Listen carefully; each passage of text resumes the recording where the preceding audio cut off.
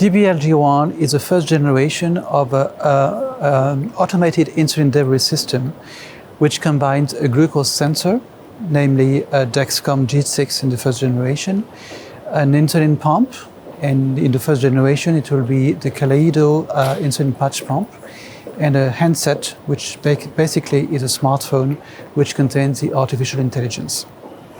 So this system helps the patient to master the glucose with artificial intelligence, so that they don't have the burden of computing by themselves the dosage of insulin.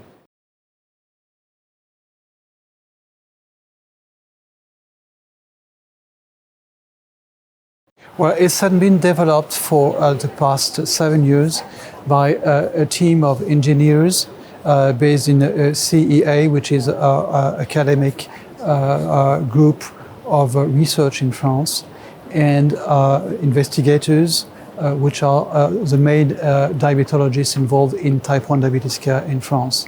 And we've performed several trials together between the engineers and the patients and the diabetologists, and we came to create a startup called Diabeloop SA.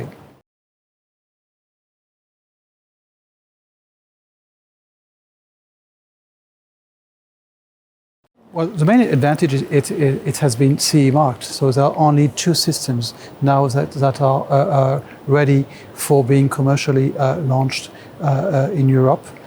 And the reason why this got CE marked is that it's efficient and it's safe. It really improves the glucose control and does not expose the patient to hypoglycemic events. And it has the originality to be customized according to the phenotype of the patient.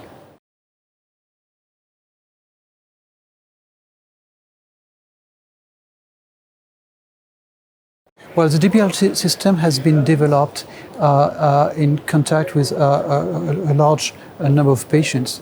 The patient helped us to design the system, to design the interface on the handset, and to know what was the expectations regarding the system. And we also looked at the available information available on the net, especially OpenIPS. They have pretty good ideas, and basically Diabeloop is a system that is regulatory authorized. But everyone knows what has to be done in order to design algorithm, but our algorithm is regulatory approved.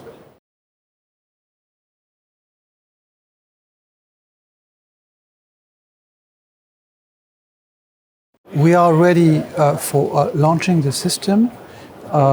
Actually, a few patients are still beta testers of the system, but we are waiting for reimbursement in several countries, including in France.